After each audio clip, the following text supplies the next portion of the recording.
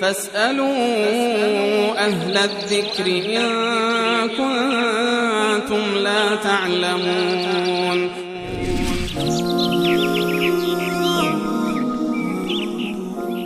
بینندمون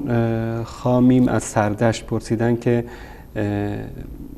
مردی با زنش با همسرش جماع بکنه از طریقی که شریعت ممنوع کرده، آیا جایز است؟ البته این در شریعت اهل سنت ممنوع است، در شریعت شیعه که میدونید. بله، به اتفاق مذاهب اهل سنت همبستری و مقاربت با زن از راه عقب حرام قطعی هست و هیچ یکی از علما و ائمه اهل سنت و جماعت چنین چیزی رو جواز ندادن و چگونه میتونن چنین چیزی رو جواز بدن در صورتی که رسول الله صلی الله علیه و سلم صراحتا در احادیث صریحی و در موارد متعددی اینو تحریم کردند و نه تنها که یک یعنی حرام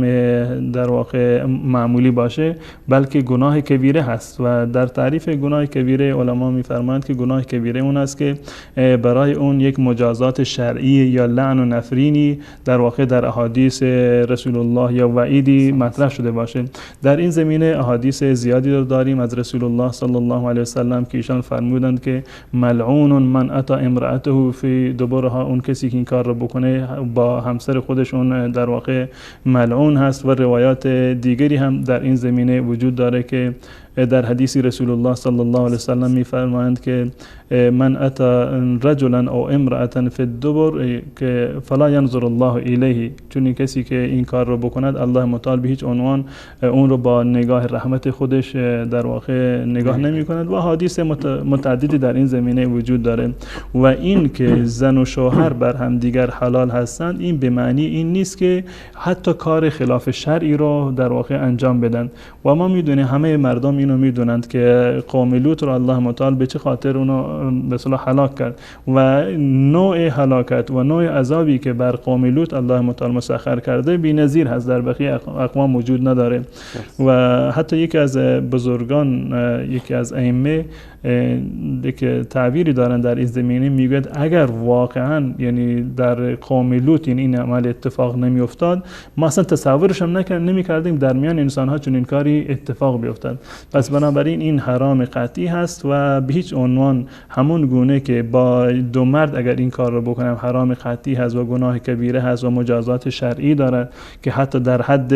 زنا در مجازاتش در فقه اسلامی بحث شده، تفاوتی ندارد که این عمل با مردی انجام بگیرد یا با زن بیگانه انجام بگیرد یا با زنی که به اصطلاح همسر هستند بین در میان زن و شوهر این عمل انجام بگیرد. در هر صورت این حرام قطعی هست. در دایره زناشویی و در دایره مسائل خانوادگی دو مورد استثناء داریم، بقیه موارد همه جایز هستند. الله متعال میفرماید فاتوا حرثکم ان شئتم، به هر گونه‌ای و به هر کیفیت و حالتی که می‌خواهید میتونید با همسران خودتون نزدیکی بکنید. منتها دو مورد را که در قرآن و حدیث رسول الله صلی الله علیه و سلم ممنوع شده، هم یکی این مورد هست که یسألونک عن المحیض قل هو اذن فاعتزلوا النساء فی المحیض، یکی هم بستری در هنگام قاعدگی که زن هم قاعده هست و اونم فقط هم بستری و مقاربت اون به اصطلاح حرام هست، نه اینکه به عنوان معاشقه باشه یعنی دست زدن یکدیگر یا استفاده از به اصطلاح اعضای یکدیگر باشه. به صورت کلی این حرام نیست، فقط و فقط این عمل حرام هست. و مورد دیگری که در حدیث بیان شده همین حدیث رسول الله صلی الله علیه و سلم هست که هر مردی که این کار را با خانمش بکند اون در واقع ملعون هست. پس بنابراین از دیدگاه اهل سنت و الجماعت این یک حرام قطعی و 100%